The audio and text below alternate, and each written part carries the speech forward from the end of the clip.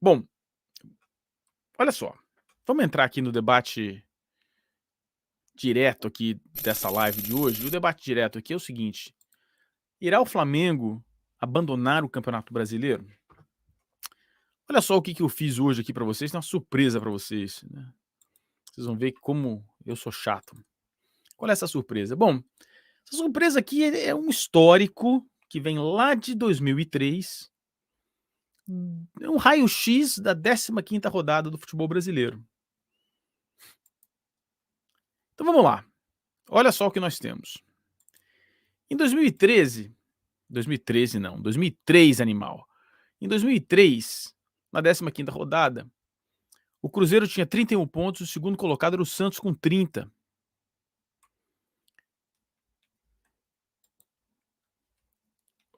Travou tudo. Não, não travou nada. Em 2004, o Santos era o líder com 28 pontos e o Palmeiras o segundo com 27. Em 2005, a Ponte Preta tinha 32 pontos e o segundo colocado era o Corinthians com 31. Estamos acompanhando aqui, né? Estão seguindo aqui o meu pensamento, né? Vamos lá. Em 2006, o São Paulo tinha 30 pontos e o Paraná Clube tinha 27 pontos na segunda colocação. Em 2007, o Botafogo tinha 28 pontos e o São Paulo tinha 28 pontos também. Em 2008, o Grêmio liderava o Campeonato Brasileiro com 29 pontos e o São Paulo tinha 28 na segunda posição. Em 2009, o Palmeiras tinha 31 pontos e o Atlético Mineiro tinha 28 pontos na segunda posição. 2010, Fluminense 33, Corinthians 31. 2011, Corinthians 33, Flamengo 33. Em 2012, Atlético Mineiro 35 e o Vasco da Gama 34. Em 2013, Botafogo 29 e o Cruzeiro 28. Em 2014, o Cruzeiro tinha 33 pontos e o Inter tinha 31. 2015, 32 o Atlético Mineiro, 30 o Corinthians. 2016, 32 o Palmeiras, 29 o Corinthians. Em 2017, o Corinthians, 37 pontos e o Grêmio 31. Em 2018, o Flamengo tinha 31 e o São Paulo tinha 29. Em 2019, o Santos tinha 31, o Flamengo tinha 29. Em 2020, na 15ª rodada, o Atlético Mineiro tinha 30 pontos e o Flamengo também tinha 30 pontos. Em 2021, o Atlético Mineiro tinha 34 pontos e o Palmeiras tinha 32 pontos. Em 2022, 29 pontos o Palmeiras e 27 o Atlético Paranaense. Em 2023, o Botafogo tem 39 pontos e o Flamengo 27. A média de pontos do primeiro colocado no Campeonato Brasileiro desde 2003 até hoje é de 31,8. Do segundo colocado de 29,5. Isso dá uma média de aproveitamento de 70,6%. E o Botafogo está com um aproveitamento de 86,6%. O que quer dizer isso tudo para o contexto do futebol brasileiro, do Campeonato Brasileiro hoje? Absolutamente nada. Absolutamente nada, porque estatística tudo pode acontecer. O que eu estou dizendo é que, historicamente, quando vai se tomar uma decisão de planejamento, todo mundo vai olhar para essas estatísticas. Todo mundo vai fazer a análise dessas estatísticas e falar: opa, deixa eu entender aqui o que está acontecendo. Vamos ver o que está acontecendo aqui. Bom,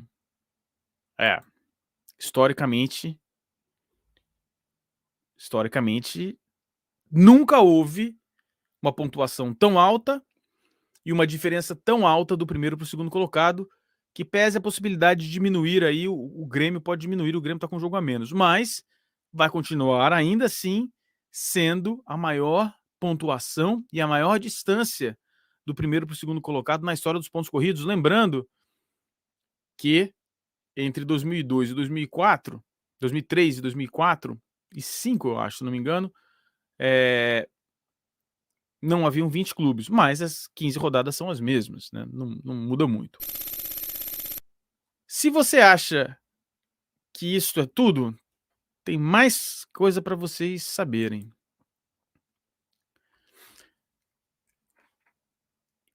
Em 2003, quem liderava o campeonato venceu o campeonato. Cruzeiro. Em 2004, também. Em 2005, não. Mas o Corinthians era segundo colocado. Estava um ponto atrás da Ponte Preta e venceu o campeonato. O vice-campeão foi o Internacional de Porto Alegre. Em 2006, o time que liderava também ganhou o campeonato. Em 2007, o time que liderava não ganhou o campeonato, mas o time que ganhou o campeonato estava em segundo lugar. 0 pontos atrás do líder. Em 2008, o time que liderava não ganhou.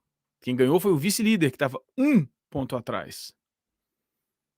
Aqui, em 2009, a situação que é citada como exemplo por todos os flamenguistas. A grande virada. Na 15ª rodada, o Palmeiras tinha 31 pontos, o Atlético era o segundo colocado com 28 e o Flamengo tinha 23 pontos. Portanto, apenas 8 pontos atrás do líder, considerando a distância de hoje, que são 12 pontos. Grande virada da história do futebol brasileiro na história dos pontos corridos. Em 2010, o time que liderava venceu. Em 2011, o time que liderava venceu. Em 2012, o time que liderava não venceu. Quem venceu foi o Fluminense, que não era nem o primeiro nem o segundo, mas tinha 32 pontos, estava apenas 3 pontos do líder Atlético Mineiro. Em 2013, quem venceu o Campeonato Brasileiro foi o vice-líder, que estava 1 ponto atrás do líder. Em 2014, quem venceu era o líder. Em 2015, quem venceu era o vice-líder, que estava 2 pontos atrás do líder. Em 2016, quem venceu foi o líder. Em 2017, quem venceu foi o líder. Em 2018, quem venceu foi o Palmeiras. E o Palmeiras não estava liderando. O Palmeiras, em 2018, estava a 8 pontos atrás do líder. Também uma das viradas históricas do futebol brasileiro. 8 pontos na frente. Em 2019, quem venceu foi o vice-líder, que na 15ª rodada tinha 29 pontos, apenas 2 pontos atrás do líder. Em 2020, quem venceu foi o vice-líder, que estava empatado em pontos com o líder. Em 2021, quem venceu foi o líder. Em 2022, quem venceu foi o líder. Ou seja, eu estou falando aqui do que eu estou imaginando que vai fazer a comissão técnica do Flamengo, as decisões que serão tomadas pela comissão técnica do Flamengo. Por quê, galera? E por que isso virou pauta de discussão? Por que isso virou pauta de discussão? Porque o time não aguentou.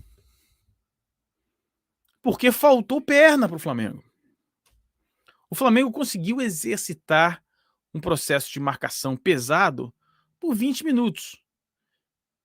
Até os 20 minutos, o Fluminense tentava fazer a saída por baixo sem sucesso. A partir dos 20 minutos, 20, 21 minutos, talvez um pouco antes, em torno dos 20 minutos, segundo a minha marcação aqui, tá tudo lá, tudo marcadinho aqui, ó. Scoutzinho bem bonitinho. Com os meus códigos WANG.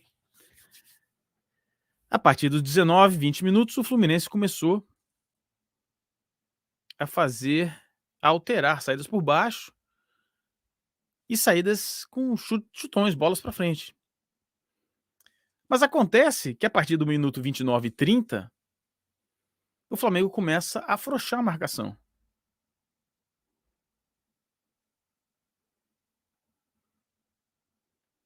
Começa a não ser tão efetivo no processo de marcação. E no segundo tempo, fica muito claro. E no segundo tempo, fica muito claro que o Flamengo não consegue. Aí o São Paulo começa a fazer uma série de substituições, tentando, de alguma maneira, reverter a perda física que o time teve. Começa a haver uma série de substituições, o São Paulo começa a mexer no time, começa a tentar alterar mesmo, tentar melhorar ali, então faz substituições que parecem ser físicas, algumas mais ofensivas, então entra o Luiz Araújo no lugar do Thiago Maia, o Davi Luiz sai contundido e sai o Cebolinha, entra o Alan e o Vitor Hugo no lugar do Everton Ribeiro. Principalmente visivelmente com a intenção de aumentar a participação física do time no meio-campo.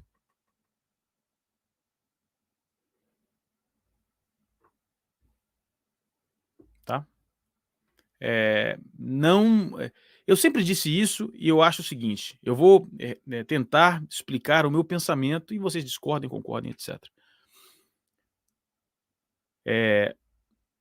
O Flamengo não tem elenco hoje, não tem jogadores suficientes para fazer um planejamento para conquistar os 3 campeonatos. O Flamengo pode ganhar porque, diante do cenário, diante dos concorrentes, o Flamengo é o time que possui o maior elenco com qualidade disponível. Isso o coloca na frente dos postulantes a ganhar os 3 campeonatos. Acontece, por outro lado, que há outras dificuldades. Quais são as dificuldades? A dificuldade que é oriunda e é intrínseca ao futebol brasileiro é a falta de treinos e a quantidade de jogos por conta do encolhimento das datas disponíveis por conta dos campeonatos estaduais. Primeiro problema. Segundo problema, as distâncias, a logística, o tempo de recuperação é um problema complicado. Terceiro, as trocas de treinadores. Ou seja, não dá para você fazer isso com um planejamento. Nosso planejamento é vencer os 3 torneios. Não, você pode ganhar por uma contingência específica daquele ano específico. Não dá, não tem condição de ganhar, de fazer um planejamento para ganhar os 3. Precisa de muito mais jogador. Particularmente numa temporada em que o elenco tem sido testado no que se refere à parte de condicionamento físico e de problemas de contusões. É um time que se contunde muito, talvez por conta de treinamento, talvez por conta da falta de pré-temporada, talvez por idade dos atletas, talvez por erro da comissão técnica, talvez por substituição de técnicos. Existem vários fatores que podem fazer com que aconteça, mas o fato é que há sim um número muito grande de contusões.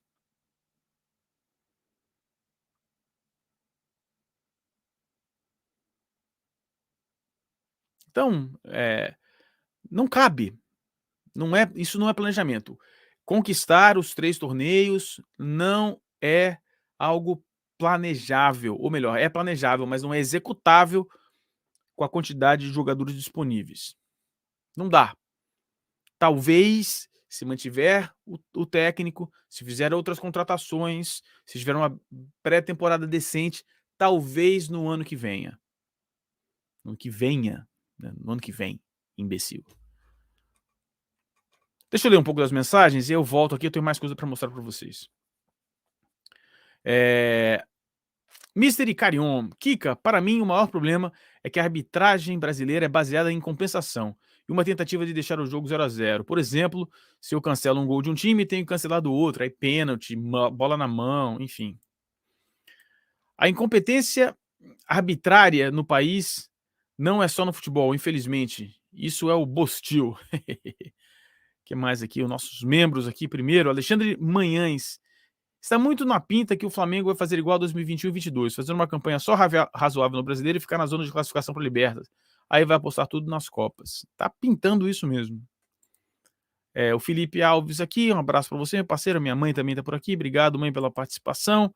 Minha mãe mesmo, tá? Só para vocês saberem. Boa noite para o nosso amigo querido Felipe Pimentel. Deixa eu ver mais mensagens aqui. Um abraço ao nosso amigo do Porto, nosso guardião da nossa garrafa de vinho Douro lá, o nosso amigo Thiago Lopes, oficial diretamente das terras lusitanas. Quem mais aqui? O Cláudio Rosenberg. O apito final de ontem indicou claramente que não vai valer a pena tentar 3 competições. Vai faltar perna, comprometendo as Copas. Não dá, realmente não dá. Mas assim, a gente vai entrar nessa discussão também, o que deveria ser feito, né, cara? O que deveria ser feito. Ah, o Leonardo Souza disse que ele pensa que é muito cedo para desistir do Campeonato Brasileiro. Eu também acho que é muito cedo. Eu não estou, olha só, hein? Eu não estou dizendo que o Flamengo deve fazer. Eu coloquei os dados dos campeonatos, da pontuação do Botafogo, que é uma pontuação histórica. A diferença do Botafogo para o segundo colocado nunca aconteceu no Campeonato Brasileiro. A grande maioria das vezes que é uma distância grande entre o primeiro e o segundo, o time que está na liderança vence o Campeonato Brasileiro, na grande maioria das vezes. E esses são dados para tomada de decisão. Alguém vai tomar essa decisão. Alguém vai tomar essa decisão. Agora vem a parte que é mais opinativa, ou seja, a partir de agora eu vou dar minha opinião, tá? Vou entrar na parte em que eu acho, na questão de planejamento, na questão de entendimento de jogo, na questão de proposta de desenvolvimento de trabalho e etc.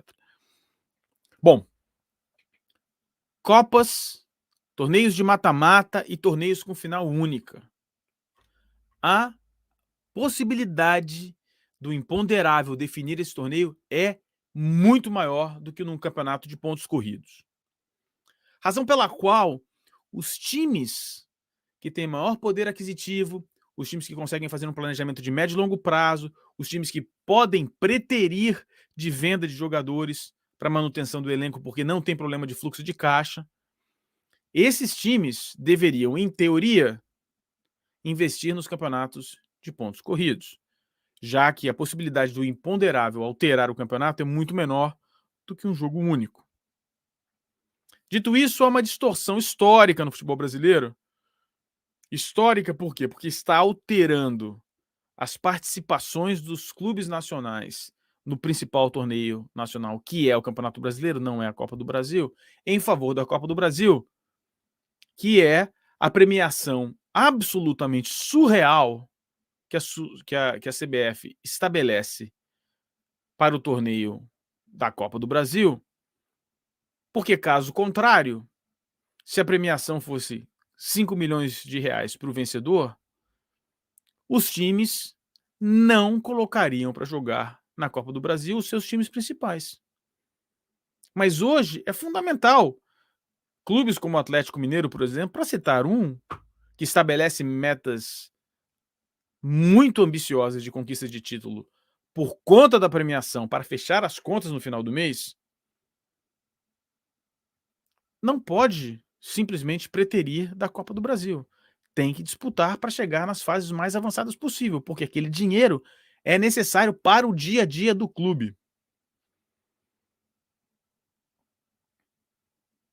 E não se engane vocês, que os times que estão bem financeiramente também podem simplesmente preterir dessa receita. Por quê? Porque essa receita pode ir para um concorrente direto que não tenha tanto problema financeiro e vai te dificultar no ano seguinte. Então, causa essa situação surreal, né? Surreal. Onde todos os times tentam conquistar as Copas e o Campeonato Brasileiro com muita frequência fica num segundo plano. E tem um detalhe. O que acontece? Por exemplo, o Palmeiras é eliminado da Copa do Brasil pelo São Paulo. A partir daquele momento, o Palmeiras tem um torneio a menos para focar e passa a se dedicar ao Campeonato Brasileiro. Então, automaticamente, tem mais tempo para treinar e se torna um postulante mais forte à conquista do Campeonato Brasileiro porque não está jogando um torneio. Então, os times começam a entrar no Campeonato Brasileiro para disputa dependendo de quando eles caem nas Copas. É assim que funciona. Ao invés de ser o contrário, os times continuam mantendo todo o gás, todas as forças, todo o foco no principal torneio do país e, eventualmente, em fases mais avançadas, eles simplesmente deslocam mais esforço. Não, cheguei à semifinal da Copa do Brasil agora, então agora vamos jogar. Ou mesmo até a final.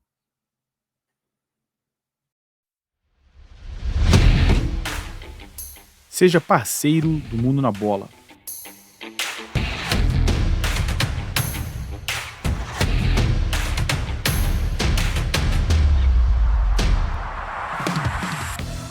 Associe a sua marca a um canal com excelente reputação.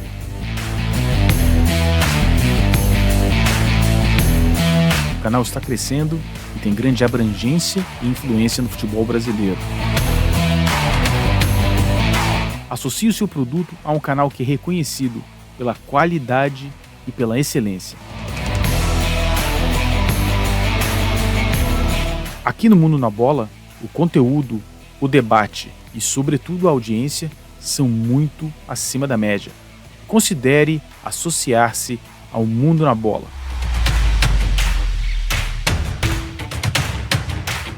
Então, considere ser parceiro comercial do Mundo na Bola.